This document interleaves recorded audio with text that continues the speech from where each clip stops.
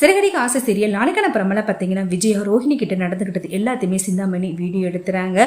ஒரு பக்கம் மனோஜ் மறுபடியும் குடிச்சிட்டு வரதை பார்த்து டென்ஷனான விஜயா இது எல்லாத்துக்கும் நான் ஒரு முடிவு கட்டுறேன்னு சொல்லிட்டு மனோஜுக்கு இப்பவே நான் பொண்ணு பார்க்க ஆரம்பிக்கணும்னு சொல்லிட்டு மனோஜோட போட்டோவை எல்லா இடத்துலையும் கொடுத்து மனோஜுக்கு ஏற்ற மாதிரி பொண்ணு வேணும்னு சொல்லிட்டு தேட சொல்றாங்க.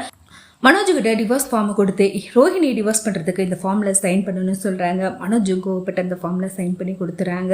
நோட்டீஸ் போது அதை பார்த்துட்டு ரோஹிணி பயங்கரமாக ஷாக் ஆகிறாங்க. சிந்தாமணி ரோஹிணி கிட்ட கொஞ்சம் பொறுமையாக இரு, இது எப்படி முடிக்கணுமோ அது மாதிரி நம்ம முடிச்சுக்கலாம்னு சொல்கிறாங்க. அடுத்த கோர்ட்டுக்கு மனோஜ் ரோஹிணி வர வைக்கிறாங்க.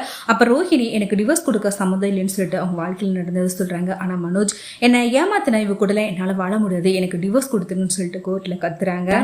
அடுத்த ரோஹிணி விஜயா தன்கிட்ட நடந்துகிட்ட வீடியோவும் காமிக்கிறாங்க. அது ஜட்ஜும் பாக்குறாங்க. அடுத்து ரோஹிணி பெரிய ஷாக் ஒன்று சொல்றாங்க. நான் இப்போ கர்ப்பமா இருக்கேன், இந்த குழந்தைக்கு மனோஜ் தான் அப்பாங்கிற விஷயத்த சொல்றாங்க. கேட்டு விஜயா தெரியல இடிவில் இந்த மாதிரி பயங்கரமா ஷாக் ஆகி நிக்கிறாங்க. அடுத்து மனோஜ் இவ சொல்றது எல்லாமே பொய் அப்படின்னு சொல்றாங்க. அடுத்து ரோஹிணியும் என்ன வேணா செக் பண்ணி பாருங்க, நான் இப்போ கன்சீவா இருக்கேன் அப்படின்னு சொல்றாங்க. நீங்க வேணா டெஸ்ட் எடுத்து பாருங்க, கண்டிப்பா மனோஜ் தான் அதுக்கு அப்பா அப்படின்னு சொல்றாங்க. மனோஜ் அதை கேட்டு ரொம்பவே துடிச்சு போறாங்க. இவ கண்டிப்பா டிராமா தான் பண்ணுவா, இவ பொய் சொல்றா அப்படின்னு சொல்லிட்டு கோர்ட்ல பயங்கரமா கத்தி கதறாங்க.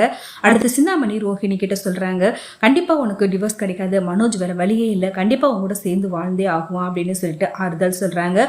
ரோஹிணியும் நம்ம சாதிச்சிட்டதை நினைச்சு பயங்கரமா சந்தோஷப்படுறாங்க.